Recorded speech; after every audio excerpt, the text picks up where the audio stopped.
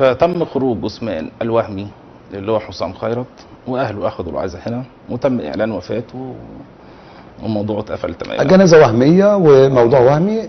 طب ليه يعني انا عايز افهم. ما علشان لان يقدروا الموضوع ده انت عارف ان وتم هو تهريبه هو واسرته من داخل الولايات المتحده، هو واسرته بالكامل.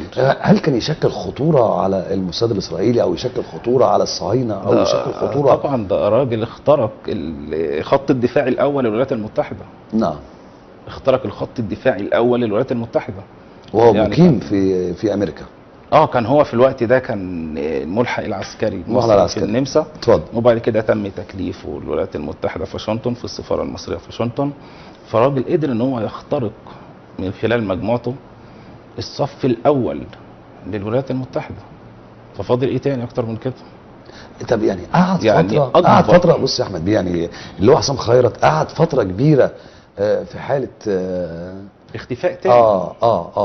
وبعد كده ظهر مره واحده. ظهر بعد كده في 2012 في انتخابات رئاسه الجمهوريه. نعم. لماذا ظهوره في 2012؟